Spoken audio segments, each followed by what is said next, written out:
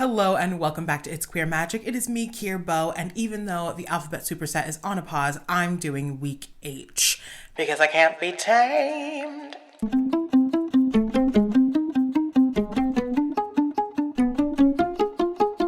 And today I want to jump right into it. I've got you here. I've got your attention. We're talking about herbs. Why? Because it starts with an H and we're on the H week. And there's so much that can be said. But I really think that if you do one practice, one tool, that you can really jumpstart and hone in your herbal magic practice. I know what you're thinking. Kier, that sounds like a shortcut. No shortcuts in magic. First of all, yes. Second of all, magic itself is a shortcut. Third of all, yes. This is not a shortcut. This is just a highly effective tool that will sort of allow you to navigate the rest of the noise you're hearing, because there's so many instructions and there's so much advice and it's all pretty good. I mean, it's not all good, but there's a lot of really great tools with which to learn herbalism, with which to connect with a plant, and it can be a lot. So what I really think that you should do, what I think is really helpful, is to, on top of studying the average way, which is like looking up plants and looking up whether or not it's gonna kill you, looking up its origin, the people, how the people used it, where the plant comes from, like how the indigenous people of its particular area utilized it, how they understood it. But there's a big misunderstanding, I think, with plant magic and with herb spirits. First of all, is to miss that they're spirits, right? Herbal work is spirit work. Everything.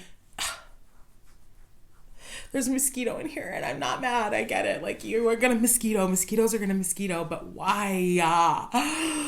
You've taken enough of my blood. Herbal magic, plant magic is spirit work, right? We're working with the being, or working with the essence, the energy, the spirit of a particular plant to receive its wisdom, its medicine, to engage in what it knows and to have a relationship, right? And that is spirit work. So instead of considering all of these plants to be very rigid and to fit really neatly on a spreadsheet that says love, roses, right? Or mugwort, psychic dreaming, right? Like, that's useful as a tool for remembering. It's useful as a tool for getting acquainted with everything that the herbs can do. But we have to remember that this is something that is alive, right? It's alive. It's not rigid. It's not spreadsheetable. So while, like I said, you should definitely learn whether or not this plant is going to kill you, you should learn what it does, its special function in its environment beyond the spiritual. Like, is this a nervine? Like, what is this going to do to your nervous system? What does it do to your skin? What does it do to your insides, right? These are all very important things, because number one rule here at It's Queer Magic, don't die. You know what I'm saying? Just don't do it. I don't want you to die. Don't die. Don't die. So while that's valuable, there's so much information that is loaded into every single plant being. And we didn't just necessarily stumble upon the information of what magically, spiritually a plant can help us with, what its medicine is. It was a gift from the plants themselves, right? And if you ask any indigenous people around the world, not just to Turtle Island, if you ask the indigenous people from all regions of the world, they will mostly agree with you in the sense that, like, these plants are alive and they have spirits, and it is a relationship, right? We listen, we learn their lessons, we are gifted their medicine, right? We don't just force our way into their wisdom. And so that means that if we have to treat every single plant as if it is a friend, as if it is a person, and we sit down with the plant, we introduce ourselves, we intentionally make time and spend time with this plant, right? So instead of being like, I am learning about every herb all at once, I honestly think it's faster, better, and more effective to sit down with one plant at a time and get close. Investigate its lore, investigate its scientific reasoning, its scientific methods, Methods? Yeah, I mean, plants have methods. Our scientific understanding, I'm going to be itching this whole video because this motherfucker bit me so many times. Our scientific understanding of the plant, right? Studying that, amazing. But meditate with it, sit with it. If everyone says take it as a tea, try it. But listen to what this plant is saying and listen to its response in your body. Really, engaging with plant medicine is an extended experience. We don't take rose tea one time and heal our hearts. You know what I'm saying?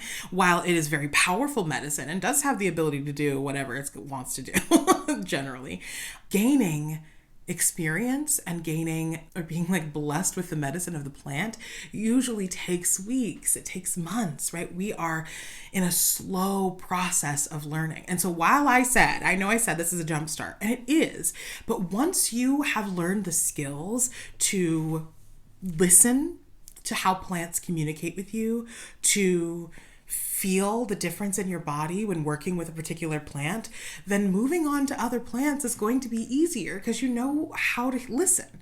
They don't all speak in the same tone. They don't all speak with the same language, but you will have been using your other listening tools to receive the wisdom, to receive the gifts, to receive the medicine that the plant wants to give you. So yeah, study, but just pick a plant, babe. Pick rosemary, right? Pick lavender.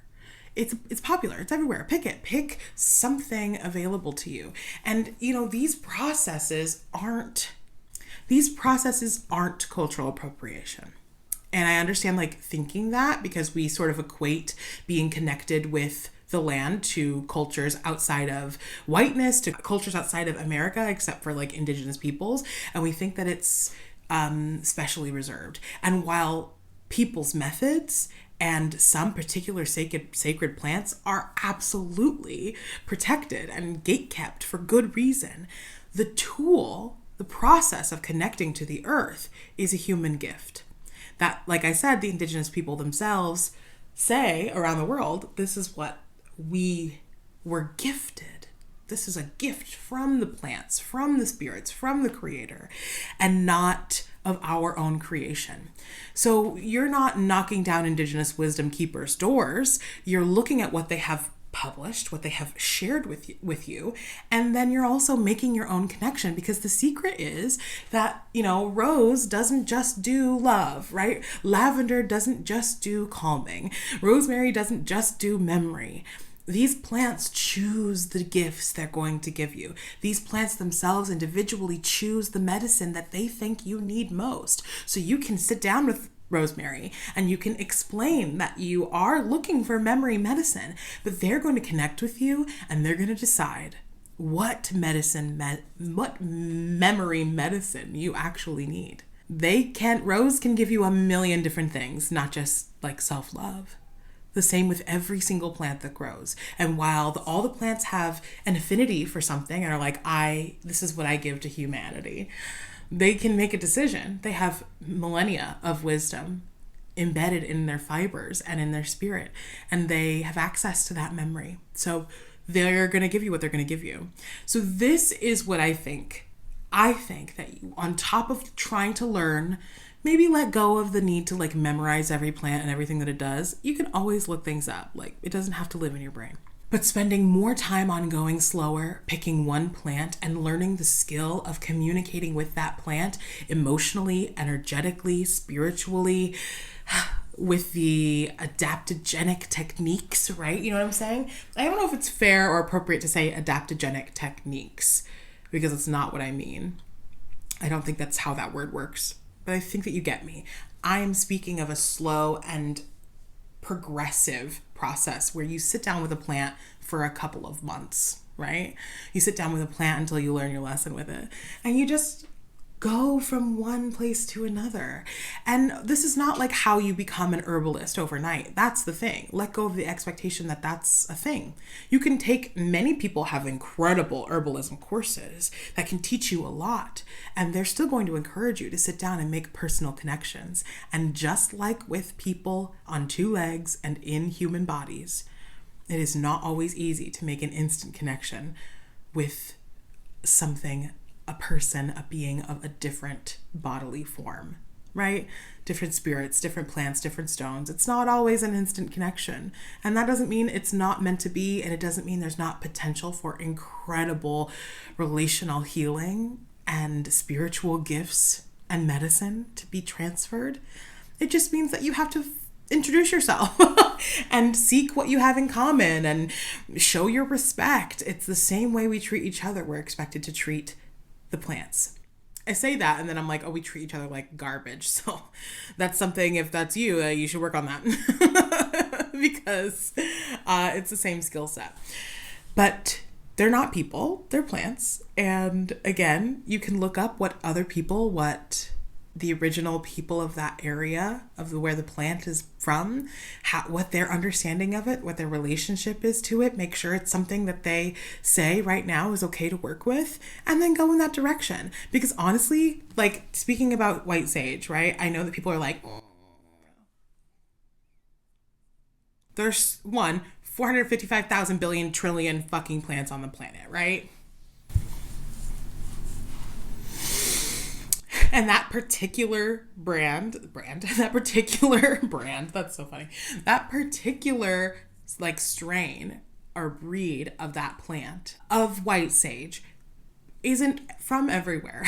And it's so weird that you would think that you would know better than the people who've been working with that plant spirit forever, whether or not you should be engaging with it. And honestly, if those indigenous people who are the stewards and the spokesperson for that plant being to the rest of humanity say, like, it doesn't have a lot to offer you right now, it's tired, it's in danger, it's retracting, it's struggling, why do you think that that plant has something to offer you?